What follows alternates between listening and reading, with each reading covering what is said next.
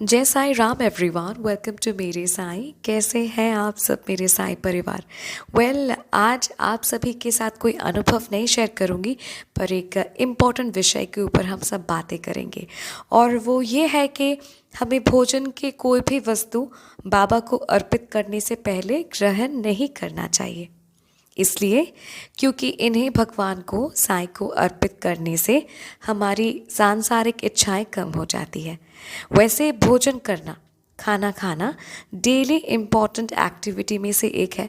सामान्य भोजन भगवान को अर्पित करने से पवित्र हो जाता है, लेकिन खाना खाने से पहले भगवान को भोग लगाने की आदत बहुत कम लोगों को होती है ना।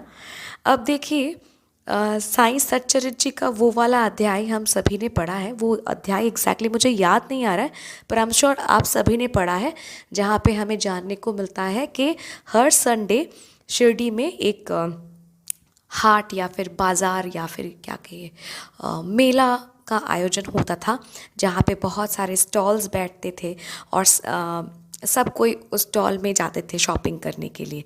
और संडे के दिन द्वारका माई में भी भक्तों का बहुत भीड़ रहता था है। ओके, अब उसी चैप्टर में ये भी मेंशन है कि संडे के दिन जब हेमाड पंत जी साईं बाबा के पास द्वारका माई आते हैं, तो उनके शर्ट के फोल्ड से कुछ चने निकल के आते हैं, जिन्हें देख के बाकी सभी भक्त बहुत हैरान हो जाते हैं, हंसते हैं कि अरे ये कैसे हो गया, आपके शर्ट के फोल्ड में से चने कैसे निकलते हैं।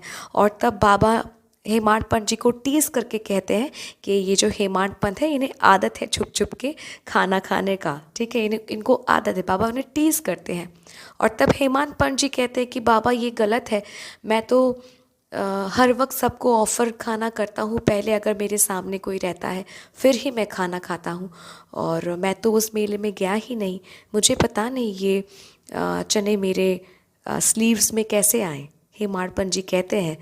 तो बाबा कहते हैं कि हाँ ठीक है, मैं जानता हूँ कि जब तुम्हारे पास कोई खाना खाने के वक्त कोई और मौजूद होता है, तुम उन्हें खाना पहले ऑफ़र करते हो फिर खाते हो, पर जब तुम्हारे पास कोई मौजूद नहीं होता तब तो तुम अकेले अकेले खाना खा लेते हो। मैं तो तुम्हारे साथ हर क्षण रहता हूँ, हर पल रहता हूँ, तो क्या तुम मुझे खाना खाने से पहले खाना अर्पित करते हो, ऑफ़र करते हो? तो इस प्रकार साईं हमें सिखाते हैं कि पहले हमें भोजन को भगवान को भोजन अर्पित करना चाहिए, राइट। तो बात बहुत सरल है कि अगर हम बाबा को याद करेंगे और कुछ भी खाएंगे तो हमें खुशी मिलेगी। देखिए, ये ईश्वर ही हैं जो हमें बनाते और बनाए रखते हैं।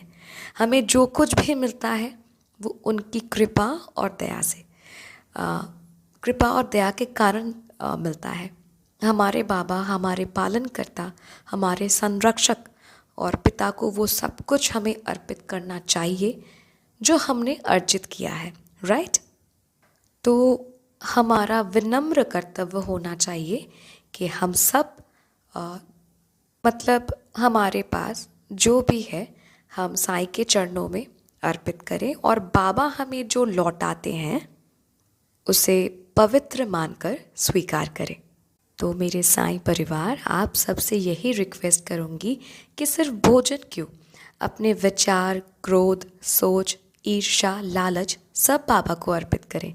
अगर आपके मन में चल रहा विचार आपके लिए सही नहीं है और आप अपने विचार, सोच साईं को अर्पित करते हैं, साईं आपके विचार, आपकी सोच को पवित्र कर देंगे। अगर आपके मन में लालच है, साईं से बात कीजिए, वो लालच मिटा देंगे।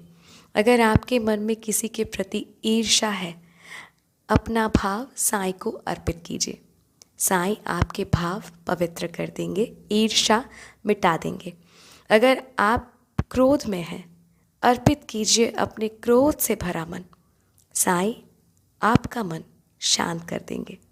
अगर आपके मन में दुख है, अर्पित कीजिए अपना दुखी मन उनके चरणों में, साईं आपके मन को शांति प्रदान करेंगे, आपको खुशी प्रदान करेंगे। इतना जान लीजिए साईं भक्तों कि श्री साईं के श्री चरणों में सुख और शांति है। तो जो भी आपके पास है पहले साईं को अर्पित कीजिए, आप सुख का अनुभव करेंगे। ठीक है। जय साईं राम।